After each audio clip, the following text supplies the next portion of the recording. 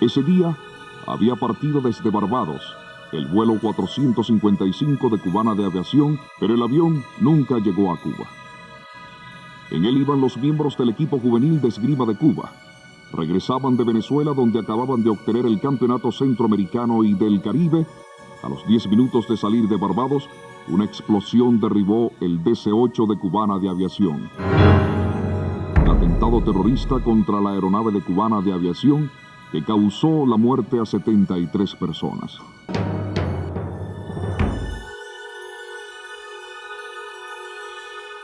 En las primeras investigaciones fueron detenidos 2 venezolanos, Freddy Lugo y Hernán Ricardo, a quienes se les acusó de ser los autores materiales del crimen.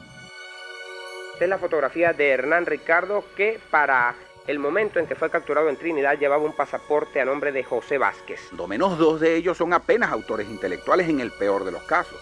Los otros 2 serían los autores materiales, los que colocaron efectivamente la bomba.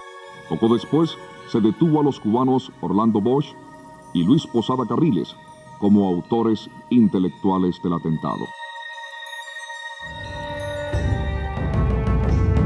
Seguirá la lucha y seguirán los atentados en toda forma y manera a nuestro alcance. Luis Posada Carriles es un experto en explosivos que estuvo en la invasión de Bahía de Cochinos. Formó parte de la CIA, fue jefe de la División 54 de Contrainteligencia de la DICIP y se le vinculó al caso del avión cubano. El atentado del 6 de octubre de 1976 se conoció como el caso del avión, y los pormenores del proceso judicial atraparon la atención noticiosa durante más de una década. En la raíz de aquel suceso se develaba la existencia de una red terrorista que venía operando en la clandestinidad desde los años 60, integrada por elementos de ultraderecha y financiada y controlada por la Agencia Central de Inteligencia de los Estados Unidos. Posada Carriles y Orlando Bosch eran piezas claves de aquella red terrorista, cuyas huellas perduran hasta hoy en la historia. Aquí en el expediente aparecen todos los planos que él dibujó ante la policía de Trinidad y concretamente la forma, según él, de la bomba. Esta serie de dibujos explicando cómo opera el CORU. Tiene un consejo asesor, actúa en Miami, actúa incluso en Francia y en otros países del Caribe y es orientado por la CIA.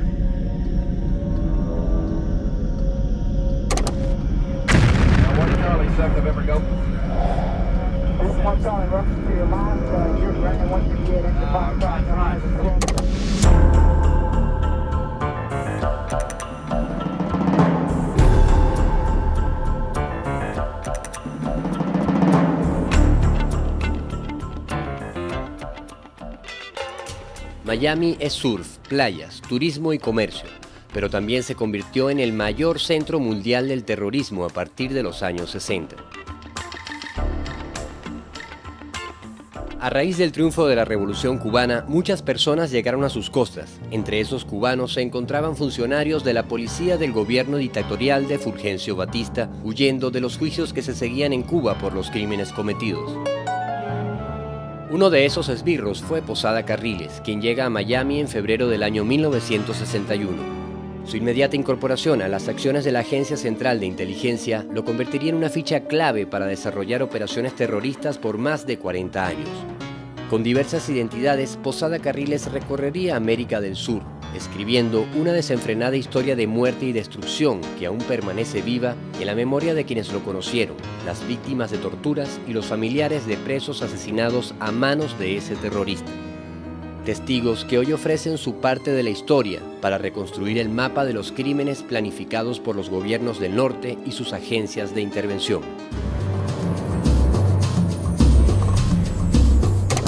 Hay demasiados elementos, demasiada gente que puede dar testimonio, los documentos, la gente, los hechos en sí, que indican que Posada vino aquí a matar a venezolanos a mansalva. Pues.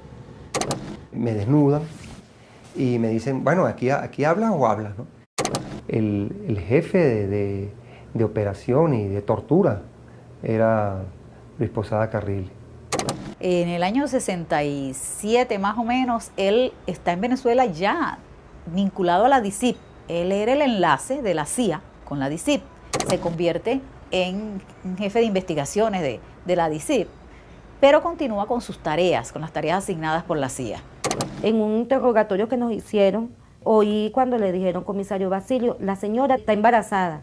Entonces, ¿qué hacemos con ella, comisario?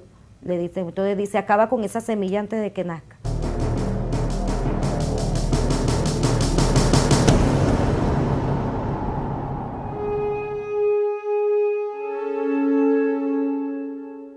Para el gobierno de los Estados Unidos en plena Guerra Fría, Cuba era un peligroso ejemplo en la región, que además había nacionalizado empresas de capital norteamericano como la intocable United Fruit Company.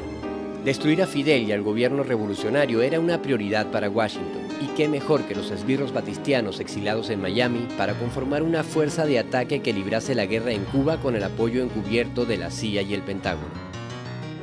La agencia creó en Guatemala un campamento donde fueron entrenados en el uso de armas, explosivos, operaciones encubiertas e infiltración para alcanzar su objetivo. El 11 de abril de 1961, aviones B-26 procedentes de bases norteamericanas bombardearon el aeropuerto y los terrenos de la FARC. La primera avanzada de la Brigada 2506 partió hacia Cuba el 17 de abril de 1961, desembarcando en Playa Girón, donde fueron rápidamente derrotados.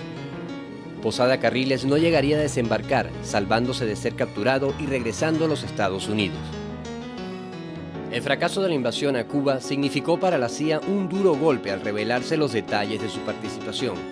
La extensa experiencia del director de la agencia en derrocar gobiernos mediante acciones encubiertas no lo salvó del terremoto político que significó la derrota en Bahía de Cochinos. Allen Dulles sería despedido de su cargo y la CIA estrenaría nuevo director. John McCone incorporaría formalmente a la agencia a los mercenarios de la Brigada 2506. La incorporación de Posada Carriles al ejército y a la CIA quedaría registrada de su propio puño y letra en el libro que publicaría años más tarde. Me gradué de segundo teniente y me asignaron al mando de un pelotón compuesto por soldados americanos. Después de 2 años de estar en el ejército y de estar convencido de que no había ningún plan concreto, comencé a trabajar para la CIA. La mafia terrorista se convertía formalmente en un brazo más del intervencionismo norteamericano. La Brigada 2506 sería la cantera de terroristas de la cual se valdría la CIA y el Pentágono para librar su guerra sucia contra los movimientos de liberación en América Latina.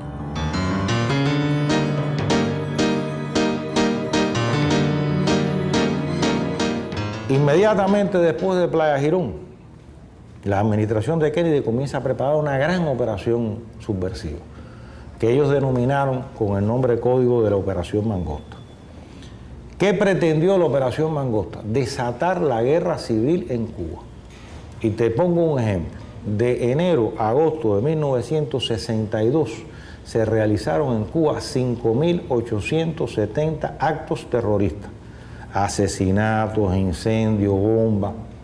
Es decir, fue una gran acción, una gran guerra la que ellos trataron de desatar en Cuba, donde además estaba participando activamente la CIA, estaba participando el Departamento de Estado, estaba participando el Departamento de Comercio, y sí, los principales ministerios del gobierno norteamericano. Para llevar adelante la Operación Mangosta, la agencia creó bases operativas donde los mercenarios del exilio contarían con todas las facilidades para llevar adelante sus atentados. El sur de la Florida era el lugar perfecto de salida para las expediciones terroristas hacia Cuba. En Cayo Largo funcionó una de esas bases. Allí contaban con trailers acondicionados como oficinas que en caso de necesidad podrían ser evacuadas rápidamente, surtidores de combustibles para las embarcaciones, generadores eléctricos, equipos de radar de alta tecnología instalados en lanchas acorazadas. El terrorismo Made in USA contaba con un arsenal de primera para librar su guerra particular en el Caribe.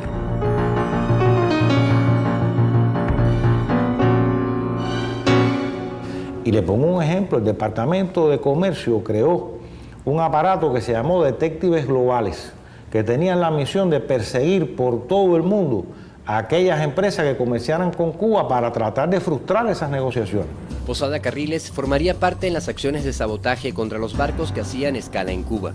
A bordo de una de las embarcaciones madres de la CIA, especie de oficina de terrorismo ambulante, recorrería el Caribe organizando los embriones de las organizaciones terroristas previstas en el Plan Mangosta. Este informe de la CIA da perfecta cuenta de los movimientos del agente Posada Carriles en la región durante su gira por el Caribe, infiltrando agentes y mercenarios en las costas de Cuba. Fidel señala que al sur de la provincia de Pinar del Río, nuestros radares detectaron un barco de cierta dimensión y el movimiento de desembarco de otras embarcaciones más pequeñas. Controla directamente la Agencia Central de Inteligencia, que es precisamente la que ha venido organizando los ataques y es la que está dirigiendo directamente las filtraciones de hombres, de saboteadores, de armas, de explosivos. Todo el trabajo que realiza la CIA realiza directamente a través de agentes reclutados por ellos. Entre los casos en que la mafia de Miami se vio envuelta, el capítulo del asesinato de John Kennedy es un hecho donde los nombres de varios terroristas del exilio cubano salen a relucir.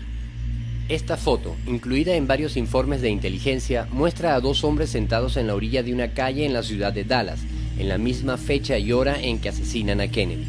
Esta persona fue señalada por analistas como Orlando Bosch, terrorista cubano y cómplice de Posada Carriles. La investigación nunca se llevó hasta el final, quedando en la penumbra igual que el asesinato de Kennedy.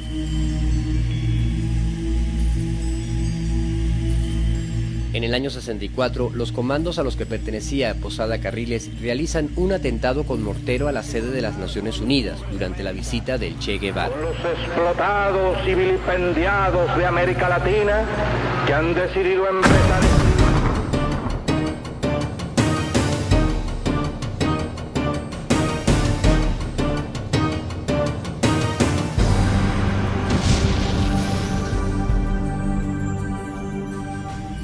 Los buenos muchachos de la Brigada 2506 que habían recibido entrenamiento paramilitar de la agencia debían mantenerse ocupados. Tenerlos sin oficio no resultaba rentable ni seguro para el propio gobierno norteamericano. El peligro que representaban sería evidente en 1964, cuando Miami batiría el récord como la ciudad con más atentados explosivos del mundo. La ciudad de las playas, el turismo y el surf se convertía por obra y gracia de los cálculos de la CIA y la fiebre pirotécnica de sus muchachos en la capital mundial del terrorismo. Ese primer lugar se lo debía Miami en gran medida a un médico pediatra que años más tarde estaría involucrado en la voladura del avión de Cubana en Barbados, Orlando Bosch.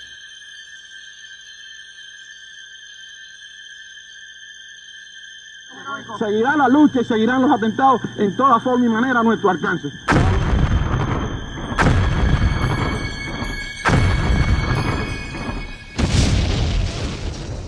Uno de los atentados más sonoros ocurrió ese mismo año cuando Bosch dispara un cañonazo de bazuca contra un barco polaco estacionado en la bahía de Miami.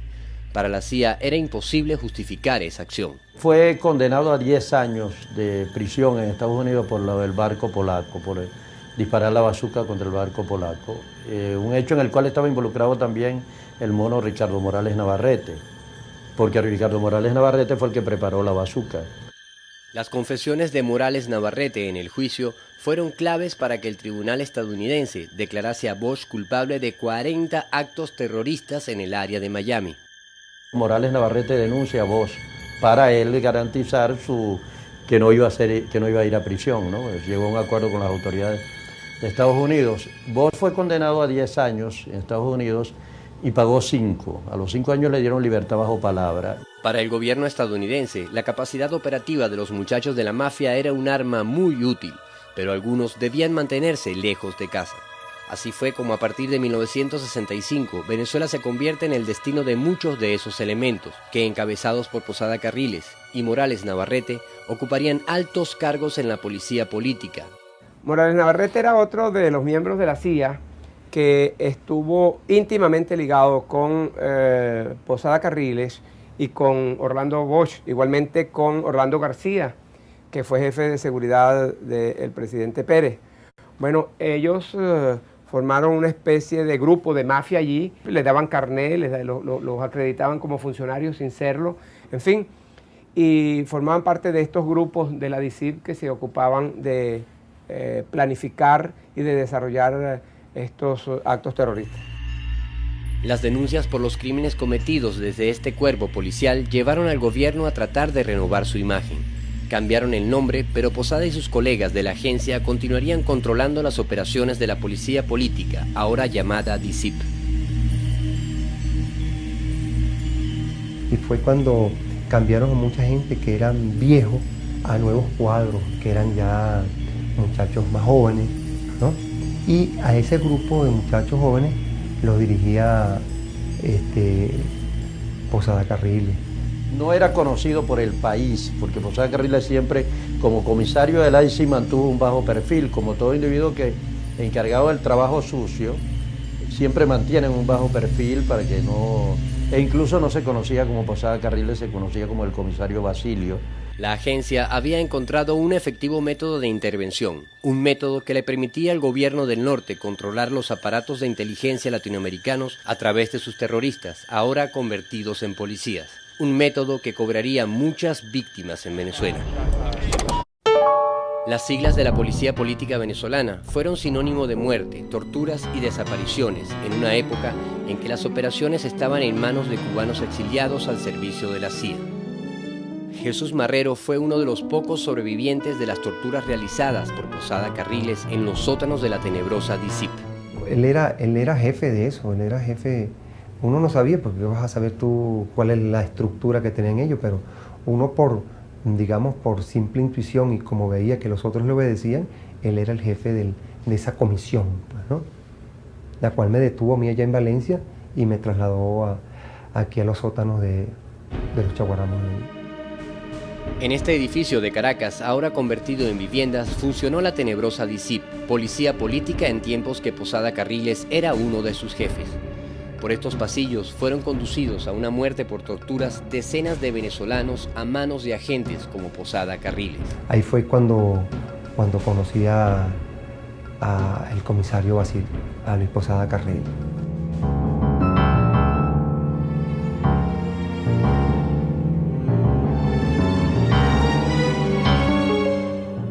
Bueno, en la noche me sacaron en un carro con la cara hacia abajo, una casa abandonada, en un sitio solo, completamente solo. Y había un árbol a un lado, la casa estaba abandonada, no tenía como ni ventana, y había una cama grande, una cama donde fue que me amarraron. Me ponen unos cables en el pene me lo amarran, y me ponen otro cable aquí. Vieron dos cables. Y eso iba a una maquinita que le daban vuelta. Luego supe que es lo que llaman la tortura del teléfono, pues que es un electromagneto que parece que te estuvieran dando 10.000, 100.000, 1 millón de carajazos aquí en el golpe. Eso lo hacían casi una noche sí, una noche no, los llevaban a uno, le daban carajazos. Ahí estuvimos durante 2 meses. El director era Remberto Uscati, pero el jefe de tortura era Luis Posada Carriles. Posada Carriles fue el jefe de la División de Operaciones de la DICIP. Y cuando Posada Carriles llegó a jefe de operaciones de la DICIP, empezaron a morir un grupo de guerrilleros que morían en supuestos enfrentamientos. Por ejemplo, ¿no? Te podría contar, por ejemplo, las muertes de Botín y Marín y Rubén.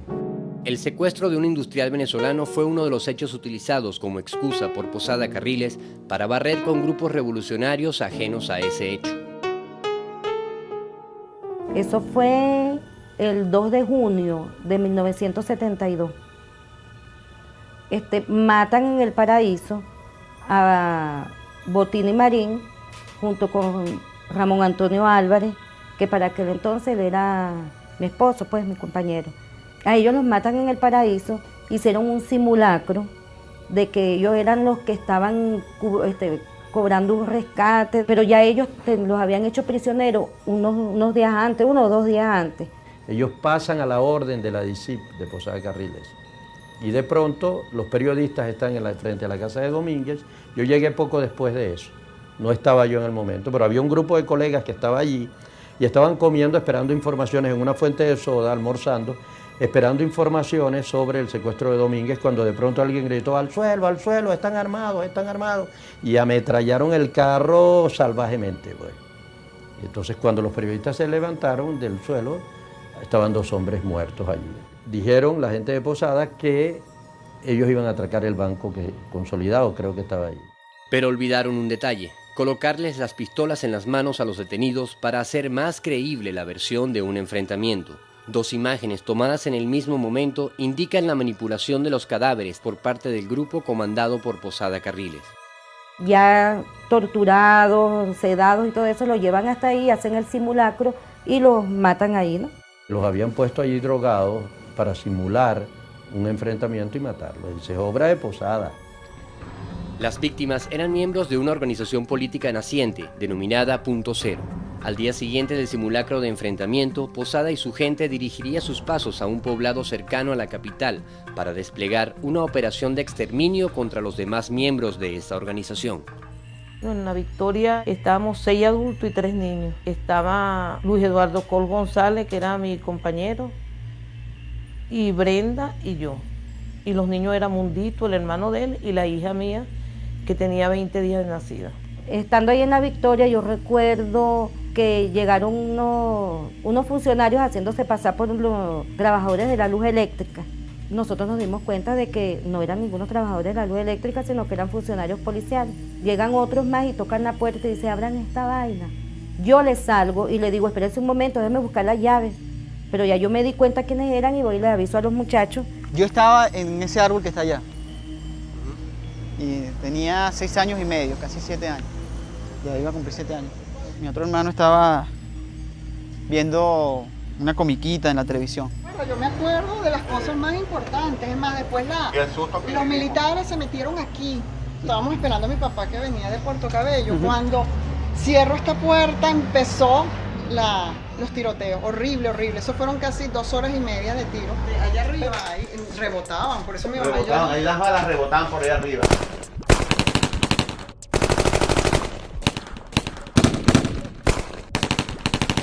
Mi mamá le decía, por favor, láncese al piso, cuidado con los bebés, porque había unos bebés allí, las señoras tenían, no sé si eras tú. Sí.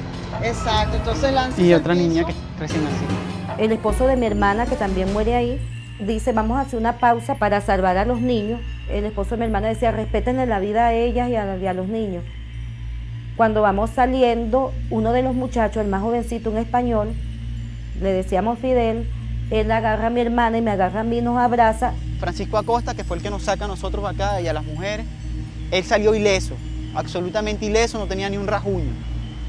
Y Posada Carriles lo agarró, le dio un golpe por allá con la 9 milímetros niquelada que tenía y después le disparó en el cerebro porque la sangre nos bañó a todos. Hubo un funcionario que le dice, comisario, ¿qué hacemos con las mujeres y los niños? Le dijo, mátalos también. La gente que estaba ahí alrededor empiezan a pegar gritos, a gritarle asesino, no maten a las mujeres, no a los niños. Entonces ellos agredieron a los vecinos, tirándole bombas lacrimógenas y dándole plan y todo. Sí, sí. Aquí se juntó todo el pueblo de por acá y decían que no nos mataran. Pero en realidad, si no hubiese sido por esas personas y la comunidad, nosotros estuviéramos muertas. Ellos fueron los que nos salvaron la vida. Los periodistas ya no habían tomado la foto. Hay un recorte del periódico, de un periódico de los grandes, no sé si era Nacional o El Mundo o El Universal, algo así, que salgo yo con la niña así cargada. Freddy es el único que cae en combate y mi papá es herido. Cuando se lo sacan de aquí estaba vivo. Y el señor Posada Carriles y el ejército lo pateó aquí delante de todo el mundo, lo agarraron unos soldados, los agarraban por los pies y otros los agarraban por las manos y entonces los pateaban.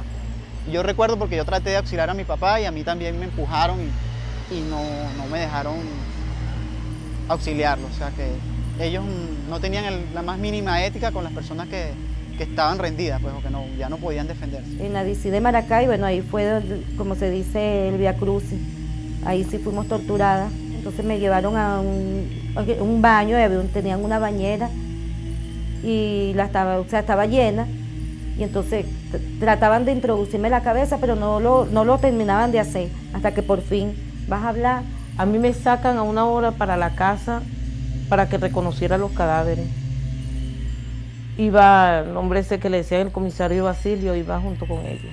El hombre llama al que me está interrogando, le hace como, ¡epa! Y le hace señas así, que quemara a la niña con el cigarro. Y era el mismo que yo había visto que le habían dicho el comisario Basilio. Entonces empezaron a quemarle las piernas con cigarro a la niña.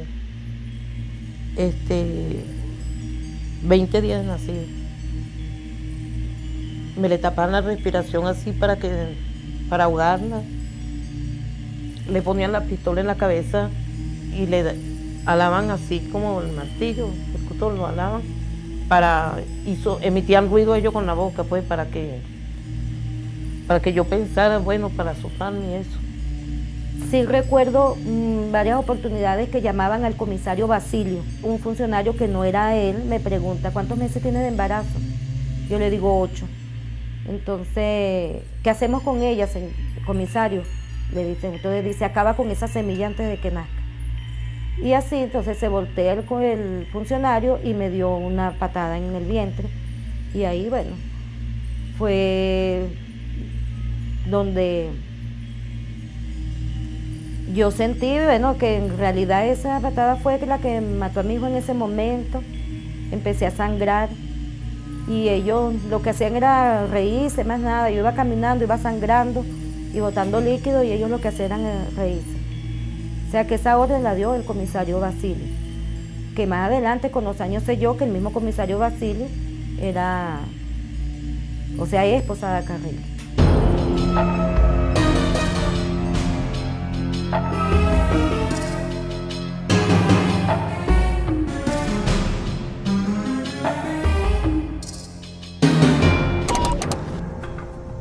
Posada Carriles no limitó su accionar a Venezuela. La CIA lo tendría ocupado tejiendo una red latinoamericana del terror. En el año 71, bajo una falsa identidad, viaja como camarógrafo de televisión por Ecuador, Perú y Chile. El objetivo, asesinar a Fidel Castro durante su gira por esos países. Pero el personal de seguridad que acompañaba al presidente de Cuba dio al traste con los planes de los terroristas.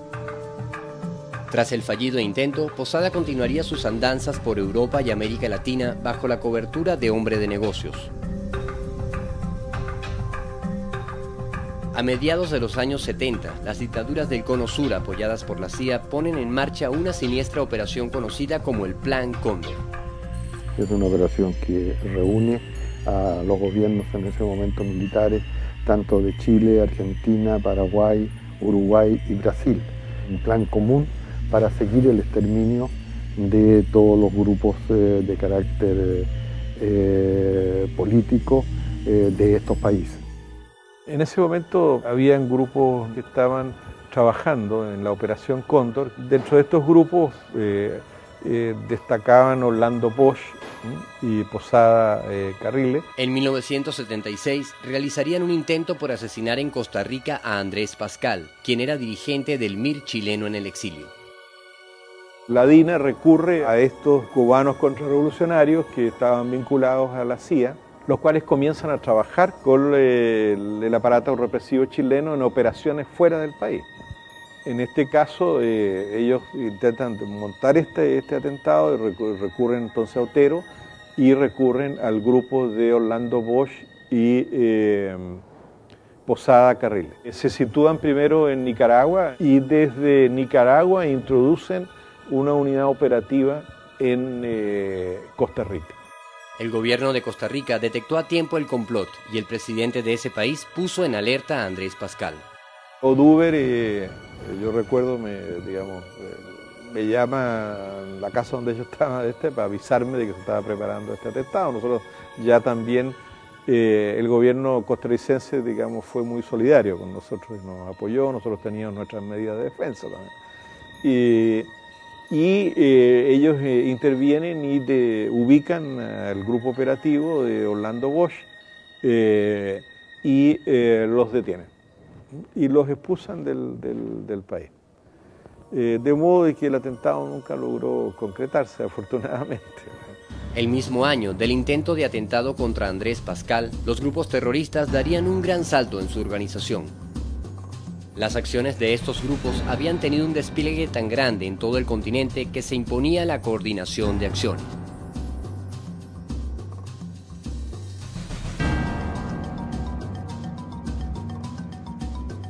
Entre el 12 y 13 de junio, en una población de República Dominicana, se celebra una reunión entre los representantes de 5 grupos terroristas.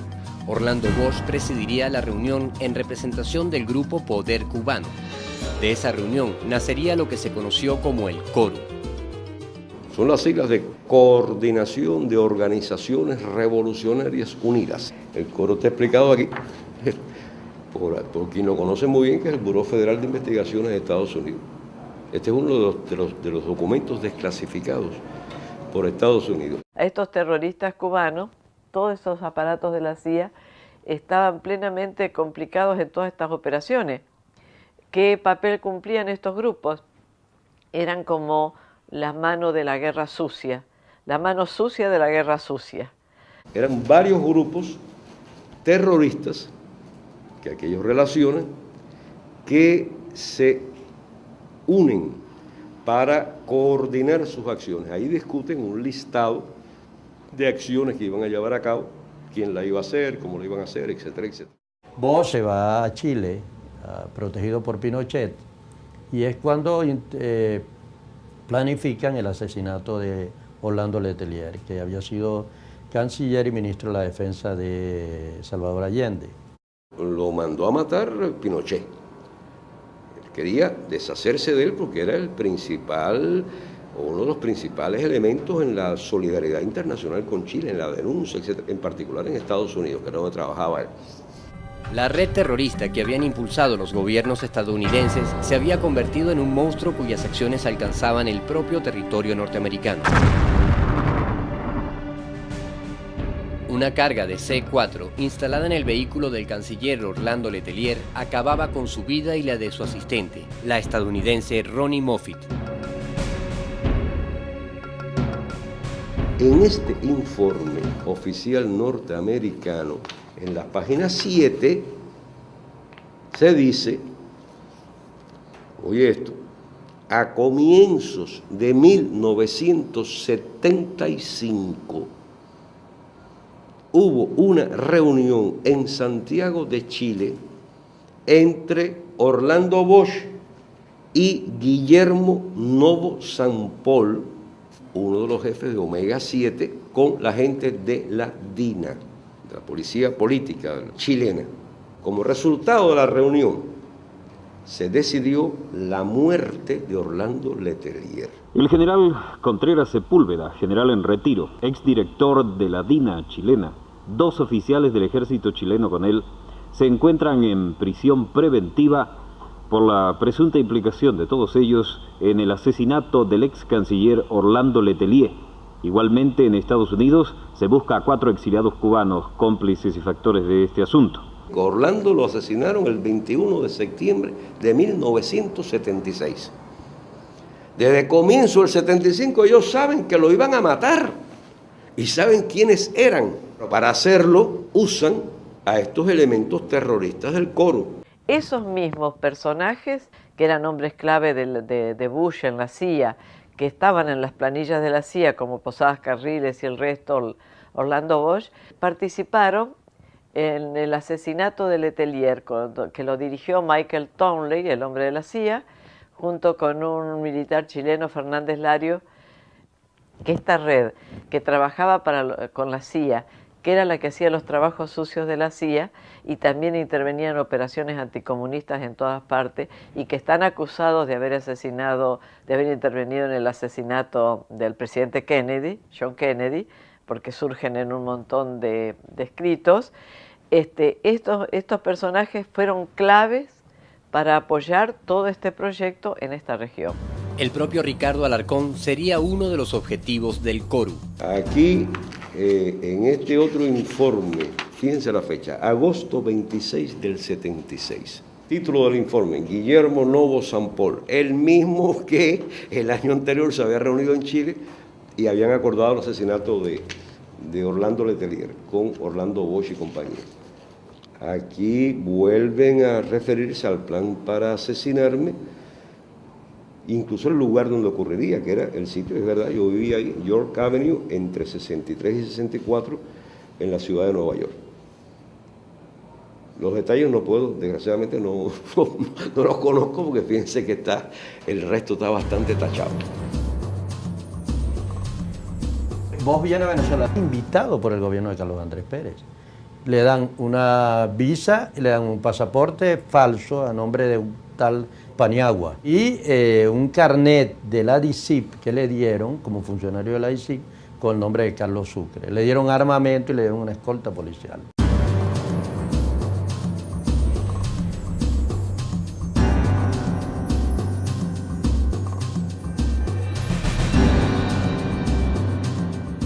Ellos fueron a una reunión en la casa del médico Hildo Folgar, donde se comprometió Folgar a recoger $1.100 por persona para recoger unos $100.000 para la causa de Bosch y Posada. Aquí puedes ver lo que dice acá arriba, con el águila y todo. Agencia Central de Inteligencia de los Estados Unidos. Aquí está, en este párrafo, lo que dijo Orlando Bosch. Dice, ahora que hemos tenido tan buen resultado con lo de Letelier, vamos a hacer algo más. Y Posada dijo, vamos a tocar un avión cubano y Orlando tiene todos los detalles.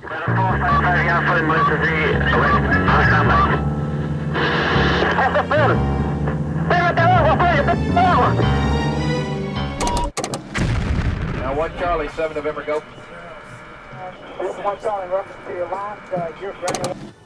Aquí les muestro la foto de mi hijo, Enrique Figueredo. 19 años. Sus compañeros le decían Kiko, me quería mucho. A mí, a sus hermanos y a todas las viejitas del barrio y a todos los que conocía. Aquí están con los compañeros venezolanos. Él era el más bajito y el más risueño. En el año 1976, ellos habían ido para Venezuela, para Caracas, Venezuela, a unos centroamericanos. Aquí están ellos, el equipo completo con sus entrenadores, en Venezuela, en la competencia de Venezuela. La última competencia. A los 10 minutos de salir de Barbados, una explosión derribó el DC-8 de Cubana de Aviación. Del DC-8 de Cubana de Aviación. Ocurrido el 6 de octubre del 76. Dice que Ricardo le confesó haber colocado la bomba junto con Freddy Lugo. El aparato estalló por una bomba de plástico colocada en el baño. El informe de los médicos forenses determina que los cadáveres presentaban fracturas de cráneo y a algunos le faltaban las cabezas. Volaba a tomar los 20.000 pies de altura cuando se precipitó. Había partido desde Barbados. El vuelo 454 implicados en el sabotaje al avión cubano que costó la vida a 73 personas. Que contaba con 14 años y mi hermana 10. Y mi mamá me fue a buscar para ir al aeropuerto a esperar a mi papá. Cuando llegamos al aeropuerto había un grupo de compañeros de él que nos informaron que había habido un accidente con el avión. El avión DC-9 de Cubana de Aviación explotara en el aire para precipitarse al mar. Se sentía en el ambiente algo muy tenso y yo sabía que algo malo había pasado. Y es cuando el compañero que estaba allí con ella nos dice que nos llama aparte y nos dice, hay una situación con el avión donde venía tu papá. Todavía la noticia que tenemos es que es un accidente que no ha sido confirmado si hay sobrevivientes o no. Cayó en las costas de Barbados, producto de un vil atentado perpetrado por el asesino Posadas Carriles. En medio de los llamados del piloto al aeropuerto, Sewell, tenemos explosión a bordo y estamos en emergencia.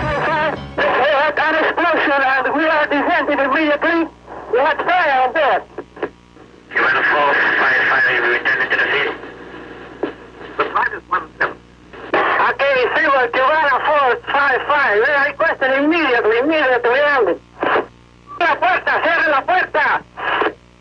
Cubana 455, ya fue muy. Eso es peor. Pégate abajo, pégate abajo. Eso fue en horas de la tarde y ya en horas de la noche, en lo que es la ciudad deportiva, nos informan que no había habido sobrevivientes.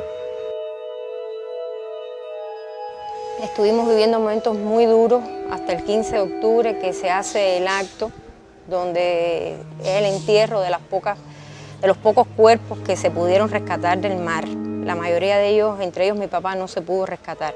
Nadie puede imaginarse ni siquiera cuánto dolor, pero tampoco cómo deben haber vivido sus últimos momentos de su vida las personas que iban encerradas en ese avión. Esa imagen a mí nunca se me ha podido olvidar. 6 de octubre es destruido en pleno vuelo un avión de Cubana de aviación con 73 personas a bordo. Detrás de estos hechos está la CIA.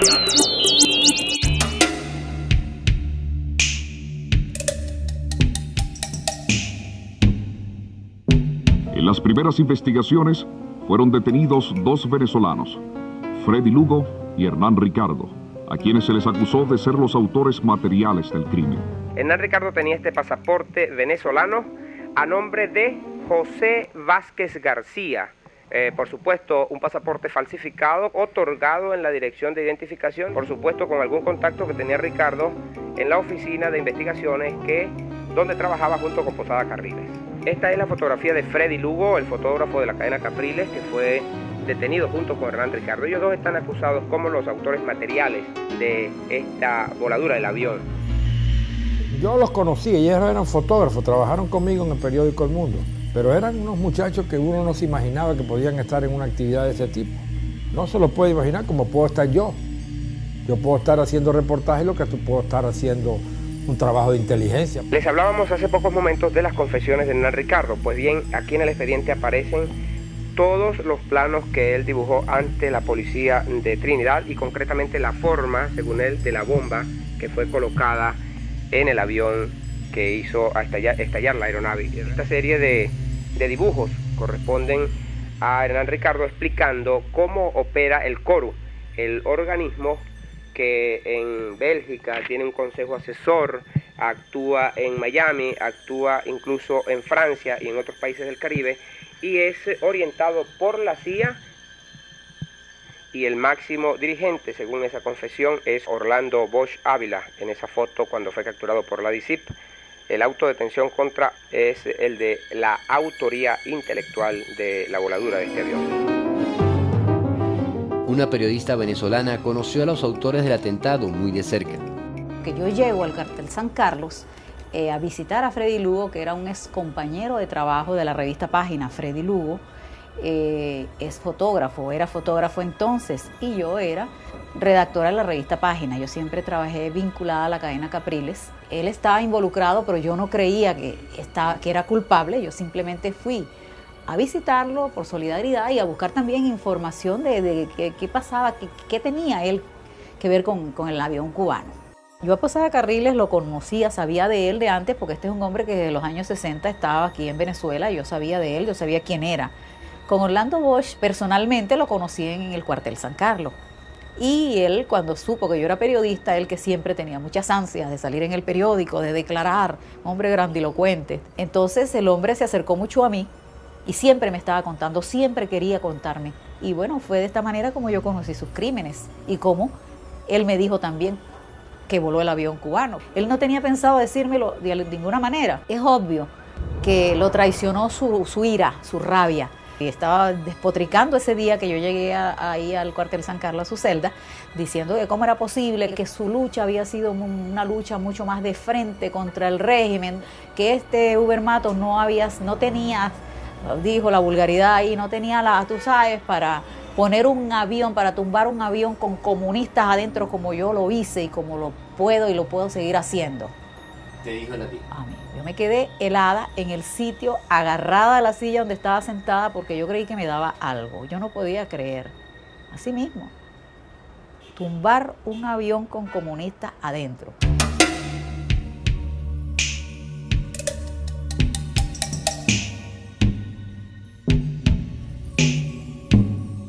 Cuando hago más amistad y más confianza con Orlando Bosch, empezó a contar su guerra por los caminos del mundo, como él la llamaba. Empezó a hablar de sus muertos, empezó a hablar de los asesinatos, empezó a hablar de todos los funcionarios diplomáticos cubanos que habían matado en distintos países, hablar de cómo participaron en el asesinato de Letelier, hablar cómo tuvieron que ver con el asesinato de Prats y su esposa. En fin, yo empecé a ver cosas monstruosas ahí, a oír cosas monstruosas. Y luego que me dan todos los detalles de cómo volaron el avión, por supuesto, yo me di cuenta que no era un reportaje lo que yo había ido a buscar allí, ya no se había convertido en algo más que un reportaje. Ya era un libro, ya era una denuncia.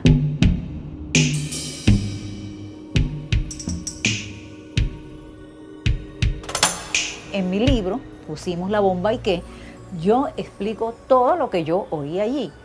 Verdaderamente valiente, porque tú sabes que Alicia, tal como nos narra ahí, se metió en la cueva de todo el equipo que cometió el atentado, de los planificadores intelectuales hasta los planificadores materiales. Efectivamente sí, yo tuve una experiencia muy dura, muy desagradable.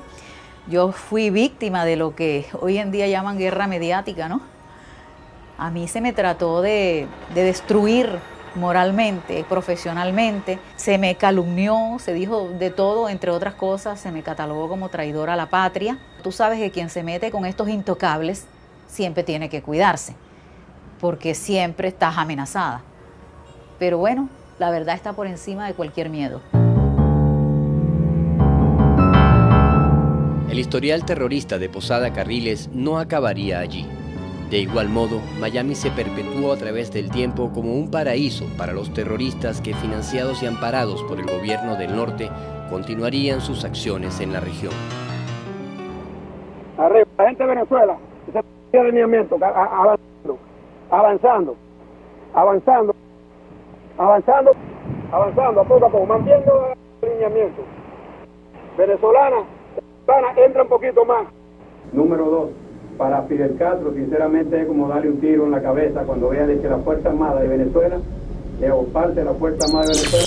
Tenemos certeza de que el batallón o los batallones de mercenarios que dirige Posada Carriles han estado elaborando planes de magnicidio, no solo en Cuba, ahora aquí en Venezuela también.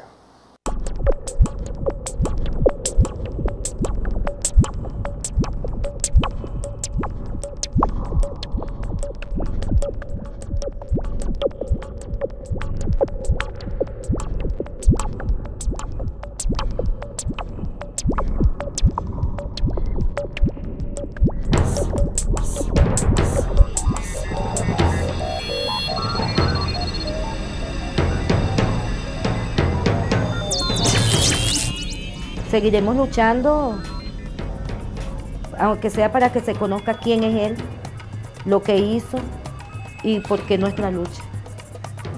Eso sí.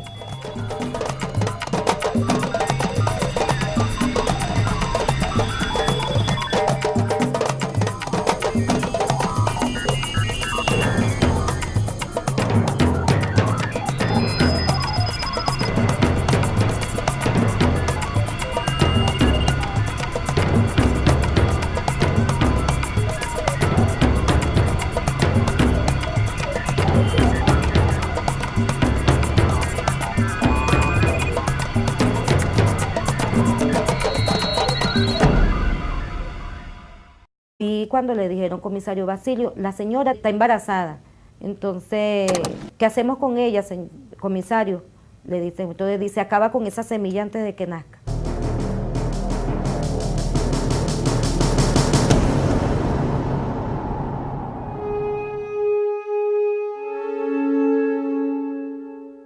Para el gobierno de los Estados Unidos en plena Guerra Fría, Cuba era un peligroso ejemplo en la región, que además había nacionalizado empresas de capital norteamericano como la intocable United Fruit Company. Destruir a Fidel y al gobierno revolucionario era una prioridad para Washington, y qué mejor que los esbirros batistianos exilados en Miami para conformar una fuerza de ataque que librase la guerra en Cuba con el apoyo encubierto de la CIA y el Pentágono. La agencia creó en Guatemala un campamento donde fueron entrenados en el uso de armas, explosivos, operaciones encubiertas e infiltración para alcanzar su objetivo. El 11 de abril de 1961, aviones B-26 procedentes de bases norteamericanas bombardearon el aeropuerto y los terrenos de la FARC. La primera avanzada de la Brigada 2506 partió hacia Cuba el 17 de abril de 1961, desembarcando en Playa Girón, donde fueron rápidamente derrotados. Posada Carriles no llegaría a desembarcar, salvándose de ser capturado y regresando a los Estados Unidos.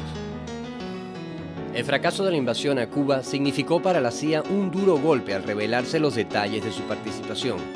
La extensa experiencia del director de la agencia en derrocar gobiernos mediante acciones encubiertas no lo salvó del terremoto político que significó la derrota en Bahía de Cochinos. Allen Dulles sería despedido en octubre de 1976, se conoció como el caso del avión, y los pormenores del proceso judicial atraparon la atención noticiosa durante más de una década. En la raíz de aquel suceso se develaba la existencia de una red terrorista que venía operando en la clandestinidad desde los años 60, integrada por elementos de ultraderecha y financiada y controlada por la Agencia Central de Inteligencia de los Estados Unidos. Posada Carriles y Orlando Bosch eran piezas claves de aquella red terrorista, cuyas huellas perduran hasta hoy en la historia. Aquí en el expediente aparecen todos los planos que él dibujó ante la policía de Trinidad y concretamente la forma, según él, de la bomba. Esta serie de dibujos explicando cómo opera el CORU. Tiene un consejo asesor, actúa en Miami, actúa incluso en Francia y en otros países del Caribe y es orientado por la CIA.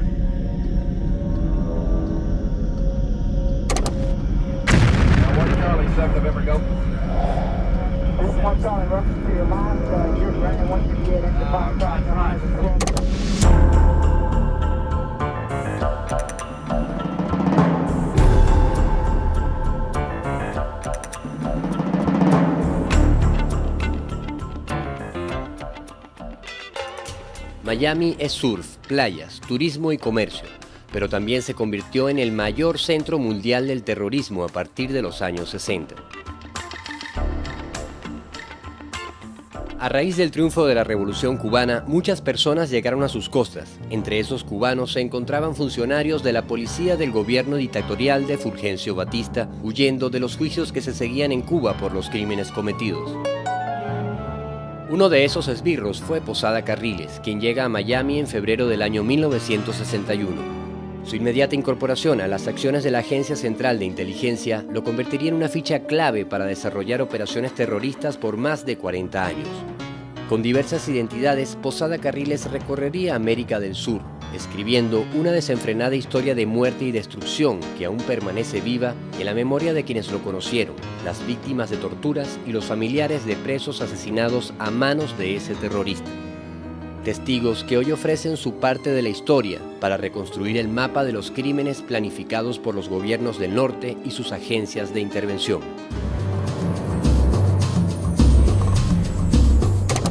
Hay demasiados elementos, demasiada gente que puede dar testimonio, los documentos, la gente, los hechos en sí, que indican que Posada vino aquí a matar a venezolanos a mansalva. Pues. Me desnudan y me dicen, bueno, aquí hablas o hablas, ¿no? El jefe de operación y de tortura era Luis Posada Carriles. En el año 67 más o menos, él está en Venezuela ya vinculado a la DICIP. Él era el enlace de la CIA con la DICIP. Se convierte en jefe de investigaciones de la DICIP, pero continúa con sus tareas, con las tareas asignadas por la CIA. En un interrogatorio que nos hicieron hoy. Ese día había partido desde Barbados el vuelo 455 de Cubana de Aviación, pero el avión nunca llegó a Cuba. En él iban los miembros del equipo juvenil de esgrima de Cuba. Regresaban de Venezuela, donde acababan de obtener el campeonato centroamericano y del Caribe. A los 10 minutos de salir de Barbados, una explosión derribó el DC-8 de Cubana de Aviación. El atentado terrorista contra la aeronave de Cubana de Aviación que causó la muerte a 73 personas.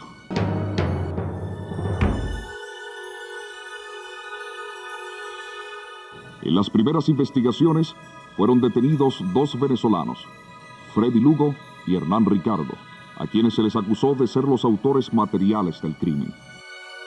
Esta es la fotografía de Hernán Ricardo, que para el momento en que fue capturado en Trinidad llevaba un pasaporte a nombre de José Vázquez. Lo menos 2 de ellos son apenas autores intelectuales en el peor de los casos. Los otros 2 serían los autores materiales, los que colocaron efectivamente la bomba. Poco después se detuvo a los cubanos Orlando Bosch y Luis Posada Carriles como autores intelectuales del atentado.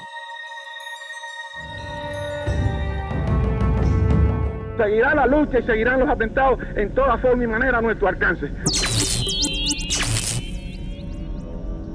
Luis Posada Carriles es un experto en explosivos que estuvo en la invasión de Bahía de Cochinos. Formó parte de la CIA, fue jefe de la División 54 de Contrainteligencia de la DICIP y se le vinculó al caso del avión cubano. El atentado del 6 de octubre su cargo y la CIA estrenaría nuevo director. John McCone incorporaría formalmente a la agencia a los mercenarios de la Brigada 2506. La incorporación de Posada Carriles al ejército y a la CIA quedaría registrada de su propio puño y letra en el libro que publicaría años más tarde. Me gradué de segundo teniente y me asignaron al mando de un pelotón compuesto por soldados americanos. Después de 2 años de estar en el ejército y de estar convencido de que no había ningún plan concreto, comencé a trabajar para la CIA. La mafia terrorista se convertía formalmente en un brazo más del intervencionismo norteamericano. La Brigada 2506 sería la cantera de terroristas de la cual se valdría la CIA y el Pentágono para librar su guerra sucia contra los movimientos de liberación en América Latina.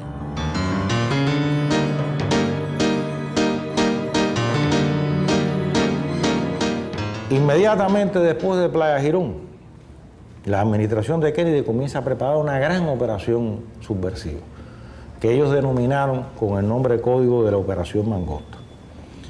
¿Qué pretendió la Operación Mangosta? Desatar la guerra civil en Cuba. Y te pongo un ejemplo. De enero a agosto de 1962 se realizaron en Cuba 5.870 actos terroristas. Asesinatos, incendios, bombas. Es decir, fue una gran acción, una gran guerra la que ellos trataron de desatar en Cuba, donde además estaba participando activamente la CIA, estaba participando el Departamento de Estado, estaba participando el Departamento de Comercio, es decir, los principales ministerios del gobierno norteamericano. Para llevar adelante